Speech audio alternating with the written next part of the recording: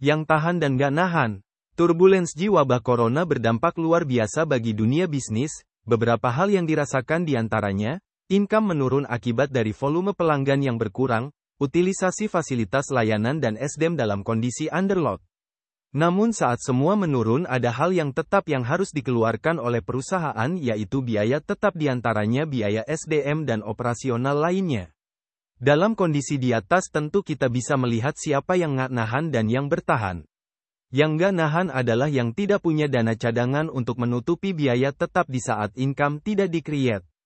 Beberapa perusahaan pada kondisi di atas langsung menutup perusahaan dan mem-PHK pegawainya dan ini hal terbaik dari yang terburuk yang harus diambil perusahaan. Dan yang bertahan adalah perusahaan yang mempunyai dana cadangan yang cukup untuk menutupi fixed cost selama wabah berlangsung. Dari dua kondisi di atas tentu kita memperoleh pembelajaran tentang pentingnya saat perusahaan meraih laba bersih untuk mengalokasikan dana cadangan yang digunakan menghadapi kondisi emergensi yang terjadi di kemudian hari. Namun di sisi lain new normal yang dicanangkan hari ini dan akan kita lalui bersama di kemudian hari berdampak kepada adanya perubahan perilaku konsumen yang tentunya hal ini harus direspon dengan merubah arah strategi, ide-ide baru dan melihat kembali hasil yang akan dicapai ke depan. Setidaknya saat ini ada perubahan perilaku pelanggan dari senang mendatangi pusat layanan, menjadi senang didatangi hal ini akibat masifnya pendayagunaan teknologi di segala lini dengan lahirnya model bisnis berbasis online.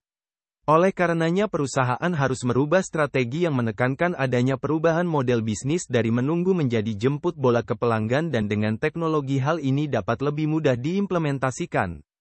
Tentunya hal ini perlu didukung oleh ide-ide yang unik yang membedakan dari pesaing baik dari sisi kualitas produk, delivery layanan dan harga yang terjangkau.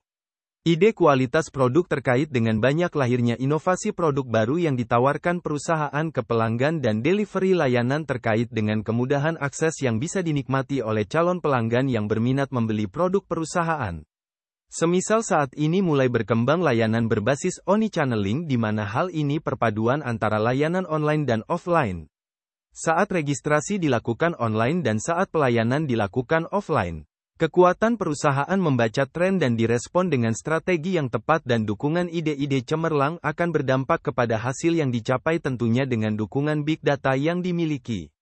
BIGDATA perlu dijadikan perhatian penting karena masa depan akan dikuasai oleh perusahaan yang konsen dengan kualitas pelayanan dan memiliki BIGDATA pelanggan yang cukup besar.